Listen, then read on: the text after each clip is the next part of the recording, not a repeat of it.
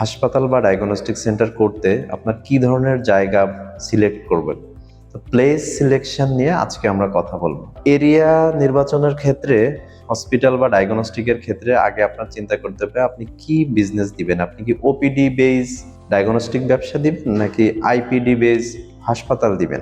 সব ক্ষেত্রে চিন্তা করে জায়গা সিলেকশন করি, সেক্ষেত্রে দুইটা বিষয় মাথায় রাখতে হবে। একটা হচ্ছে যে ট্রান্সপোর্ট, আমি যে জায়গাতে সিলেক্ট করব ওই জায়গাটাতে দূর থেকে আসার জন্য ডিরেক্ট ট্রান্সপোর্ট আছে কিনা এবং জায়গার সাথে মেইন রোড আছে কিনা, যেন অ্যাম্বুলেন্স, সিএনজি বা যে কোনো গাড়ি এসে সরাসরি হাসপাতাল বা ডায়াগনস্টিকের সামনে দাঁড়াতে পারে, এরকম মেইন রোড থাকতে হবে। এবং এলাকাটা হতে হবে জনবহুল এলাকা। জনবহুল এলাকার মধ্যে আবার দুই ধরনের ক্যাটাগরি থাকে।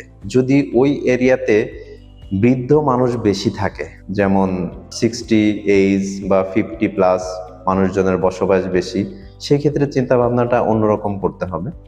আবার যদি বেশি পপুলেশন এরিয়া থাকে, সেই ক্ষেত্রে সকল এজের মানুষ থাকে, সেই ক্ষেত্রে আবার অন্যরকম চিন্তা থাকে।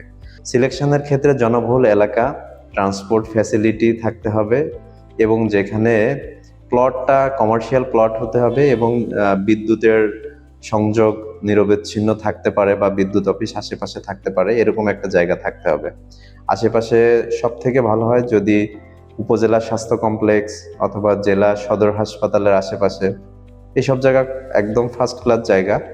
এর বাইরে যদি এরকম পজিশন না থাকে তাহলে নিশ্চিত কোনো বাজারের আশেপাশে যেখানে মানুষের আসা যাওয়া বেশি আছে, তাহলে এরকম জায়গাতে আমরা হসপিটাল অথবা ডায়াগনস্টিক সেন্টার দিতে পারি। সেক্ষেত্রে খুব সহজেই আমরা মানুষের কাছে পৌঁছতে পারবো। এখন ডায়াগনস্টিক সেন্টার বা হাসপাতাল দেওয়ার ক্ষেত্রে আমার কোন ডিপার্টমেন্টগুলো আগে আমি ওপেন করব? ওপিডিতে ডায়াগনস্টিক সেন্টারে সাধারণত কনসালটেশন সেন্টার বা ওপিডি সেন্টারটা বেশি চলবে। সেই ক্ষেত্রে ওপিডিতে আপনি কি ধরনের ডিপার্টমেন্ট আগে ওপেন করবেন? জেনারেলি আমরা সবসময় মেডিসিন ডিপার্টমেন্টের কথা চিন্তা করি। ডেফিনেটলি মেডিসিন ডিপার্টমেন্ট আপনাকে কন্টিনিউ থাকতে হবে, এটা মেইন ব্রাঞ্চ। এর পাশে গাইনি, সার্জারি ইনিশিয়ালি না হলেও চলবে, যেহেতু আমার হসপিটাল নেই সেক্ষেত্রে সার্জারিটা আমি সেকেন্ড স্টেপে রাখতে পারি। তো প্রাথমিকভাবে আমাকে মেডিসিনের কনসালটেন্ট রাখতে হবে এবং একজন গাইনোকোলজিস্ট রাখতে হবে, সাথে পেডিয়াট্রিশিয়ান রাখতে হবে। এরপরে আমাকে চিন্তা করতে হবে যে এই এরিয়াতে যদি বয়স্ক মানুষ বেশি থাকে, যাদের হাইপারটেনশন, ডায়াবেটিস আছে, তাহলে ডেফিনেটলি আমাকে ক্রনিক ডিজিজ ব্রাঞ্চগুলো সেগুলোর কনসালটেন্ট আগে নিয়ে আসতে হবে, যেমন কার্ডিওলজিস্ট, ডায়াবেটোলজিস্ট, এইসব কনসালটেন্ট আগে নিয়ে আসতে হবে। এরকম ধাপে ধাপে সকল ডিপার্টমেন্টের ডাক্তার বা কনসালটেন্ট যখন আপনার সেন্টারে অ্যাভেলেবেল হবে, তখন আপনার পেশেন্ট ফ্লো আস্তে আস্তে বাড়বে। এখন বিষয়টা হচ্ছে পেশেন্ট ফ্লো বাড়াতে হলে সেটা আবার অনেক কিছু প্রসিডিউর মেনটেন করতে হয়। তো ওই সব বিষয় নিয়ে ডিটেলস আমরা পরবর্তীতে অন্য একটা ভিডিওতে কথা বলবো। আজকে আমরা বেসিক যে জিনিসটা জানার চেষ্টা করব সেটা হচ্ছে যে সিলেকশন অফ প্লেস।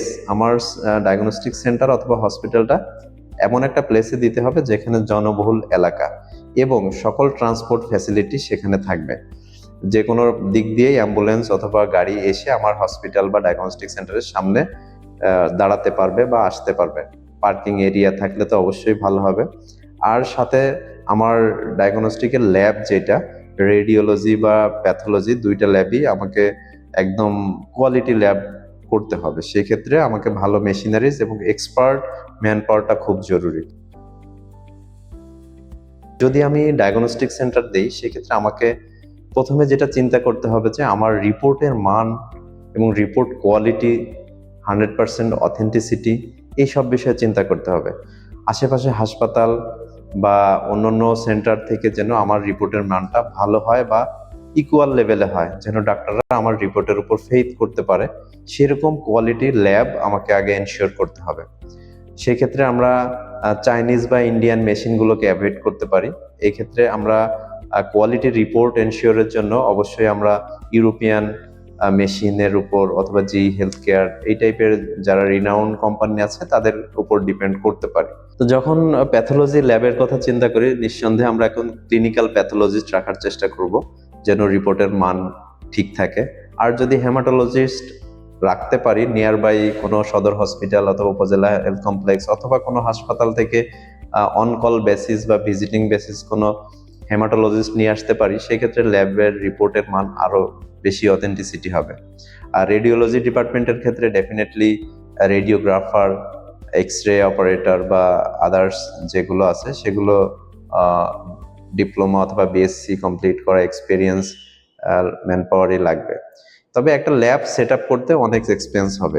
বর্তমান 2026-এ সবসময় মানুষ কোয়ালিটির উপর ডিপেন্ড করে যে কোথায় ভালো কোয়ালিটির মেশিনারি, ভালো কোয়ালিটির সার্ভিস আছে। সেক্ষেত্রে আমরা যদি খুব কম বাজেট নিয়ে চিন্তা করি তাহলে আমার কাছে মনে হয় যে এই ধরনের বিজনেসে না আসাটাই বেটার। ল্যাবের সেট আপ এবং রেডিওলজি, প্যাথোলজি দুইটা ডিপার্টমেন্ট মিলে সেট আপের জন্য যে পরিমাণ ক্যাপিটাল প্রয়োজন ওই পরিমাণ ক্যাপিটাল নিয়েই এই পথে আসা উচিত মনে করি। তা না হলে নর্মাল মেশিনারিজ দিয়ে বা কম দামি মেশিনারিজ, সেকেন্ড হ্যান্ড মেশিনারিজ দিয়ে যদি আমি স্টার্ট করি সেক্ষেত্রে কোয়ালিটি ফল করবে, আলটিমেটলি আপনি বিজনেসে লস করব, পেশেন্ট আসবে না, রিপোর্টের মান ভালো হবে না। সো এই ধরনের যদি চিন্তা ভাবনা থাকে আমার কাছে মনে হয় যে এই বিজনেসে না আসাটাই বেটার। আজকে এ পর্যন্তই, ভালো থাকবেন। সামনে নতুন একটা ভিডিও নিয়ে কথা বলবো। কোন কোন ডিপার্টমেন্ট, কি ধরনের ডাক্তার সোর্সিং কোথা থেকে হবে, এই বিষয়গুলো নিয়ে কথা বলবো। কিভাবে পেশেন্ট বাড়াতে হবে, ক্যাম্পেইন কিভাবে করতে হবে, এইসব বিষয় নিয়ে আমরা পরবর্তীতে কোনো ভিডিওতে কথা বলবো। সুস্থ থাকবেন, ভালো থাকবেন, আমাদের সাথে থাকবেন। ধন্যবাদ।